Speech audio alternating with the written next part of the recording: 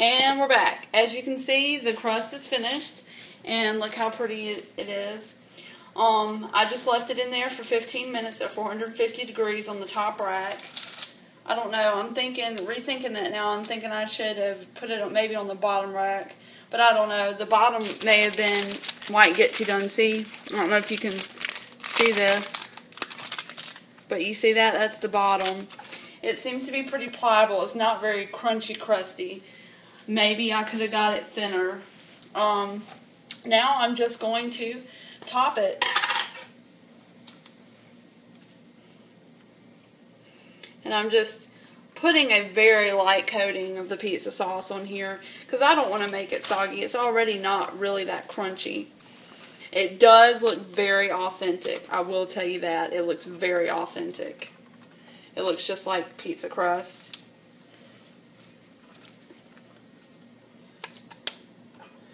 And as you can see, I'm just, like I said, I'm not really putting a lot on there because I'm not sure if the crust is going to come up, you know, and eat like a regular piece of pizza. This is the first time I've made it. And I'll have to play with it to get it more crunchy in the future. So, get the rest of that out of here. And there's our coated in pizza sauce. And since it already has cheese in there, I don't think I'm going to add any extra cheese to it. Maybe just a little bit, not very much. Alright, so I'm going to start off with my vegetables. And put some onion on here. So, I mean, it's already full of cheese, and I'm going to put some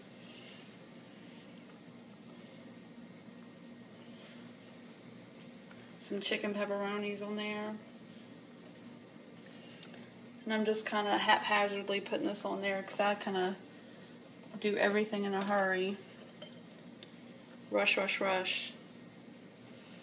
But it's looking so far so good.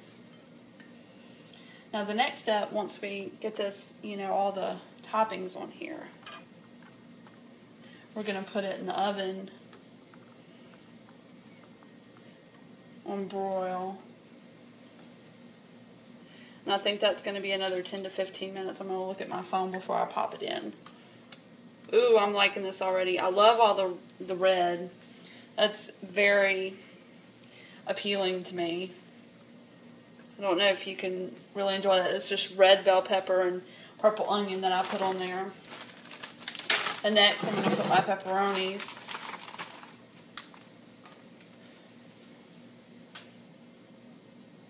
And these I just took a regular Italian chicken sausage and I sliced it very thinly.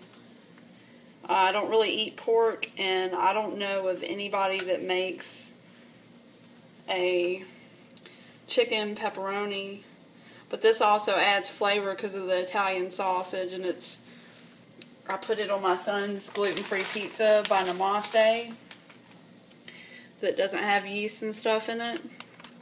It uses tartaric acid to rise it, and it's a really good pizza. That's very good too. But I don't eat stuff like that. That's just too carby. The cauliflower is very low carb, so you're not gonna, you know, this pizza isn't gonna make or break you for the day. I mean, I doubt the caloric intake is really that high, and since I'm not putting extra cheese on here, or at least I'm just going to put the remainder of what I have left. Since I'm not doing that, it's not going to be that bad at all. And since we're using chicken instead of pork,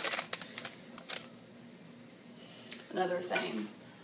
Oh, looks like I had maybe one or two more pepperonis in here. And you see, that was easy.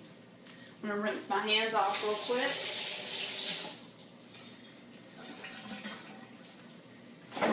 And then put see, there's really not that much cheese left. So I guess just very sparingly, that's like a joke.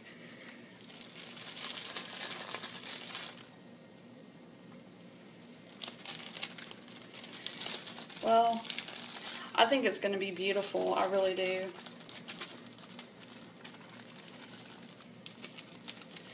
There we are. Just kind of spread that out there. It's good enough for government work. Alright. On my phone, it's going to tell me how long we put it in there for.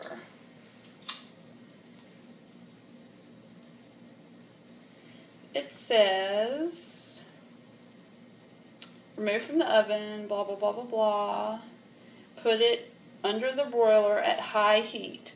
So I'm going to go ahead and put it on broil, and then I'm going to switch from bake to broil, and I'm going to put it in there. It says that you need it in there for approximately 3 to 4 minutes. So I'm going to put it in the oven now for 3 to 4 minutes, and then we'll come back and check on it. Okay, so our pizza's finished. It was in there for an additional 3 to 4 minutes. I left it in there for 5. As you can see, the crust is very flimsy. I don't know what else to do other than maybe after you make the crust, maybe put it in a food dehydrator and get some of the moisture out to make it more crunchy, or add some type of nut flour gluten-free mix, just a little bit. I'll figure out something. But here's the most important part. Here's the taste test. Let's see how it tastes, Charlie. I'll try myself. It smells good. It definitely smells good, and it looks a lot like the real deal. See? Hold on, put it down for a second. See, it looks a lot like the real deal. See how like the cheese right there? Have you another bite and let me know what you think. I'll taste it again if you want me to. Yeah. I really would have liked the crust to be a lot more crunchier. I think that once you initially cook it, maybe putting it in the food dehydrator at a very low temperature is going to suck it out, all the moisture out, and probably make it very crunchy. I'm going to try that the next time that I make it. Well, that's it. Tips and tricks. First time we ever made it. It came out good. It's a very easy recipe. Have fun with it. Say bye. Bye.